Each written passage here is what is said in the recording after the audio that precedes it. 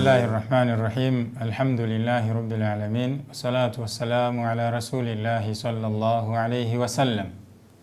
Watukufu wa Islam, nizungumzia kwa muda kwa uchache kuhusu umuhimu wa kuijua sira ya Mtume sallallahu alayhi wasallam na faida zake.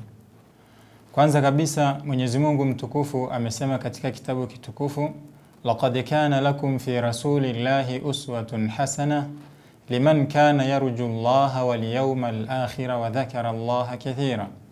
Hakika imekuwa kwenu ninyi Mtume Muhammad sallallahu alayhi wasallam ni kiigizo chema, kiigizo bora kwa yule mwenye kumwamini Mwenyezi Mungu subhanahu wa ta'ala na akatarajia kwake akawa ni mwenye kumtaja Mwenyezi Mungu subhanahu wa ta'ala. Ndugu zangu Waislamu, katika faida za somo letu hili la kuijua sira ya Mtume sallallahu alayhi wasallama, kwanza kabisa, faida ya kwanza ni yule mwenye kuijua sira kuwa na kuongeza imani katika moyo wake. Sira ya Mtume inakuongeza imani wewe ambaye unaisoma. Faida namba 2, sira ya Mtume sallallahu alayhi wasallama kuijua inakusaidia wewe kumpenda, kuongeza mapenzi kwa Mtume sallallahu alayhi wasallama, pamoja na kumpenda Mwenyezi Mungu mtukufu subhanahu wa ta'ala. Mtume amesema hatakuwa ni mwenye hatoamini mmoja wenu imani kamili hata ifikie kwamba mapenzi yake juu yangu yanazidi mapenzi ya kitu chochote, kuliko anavyopenda mali, kuliko anavyopenda watoto, kuliko anavyopenda watu wote kwa ujumla.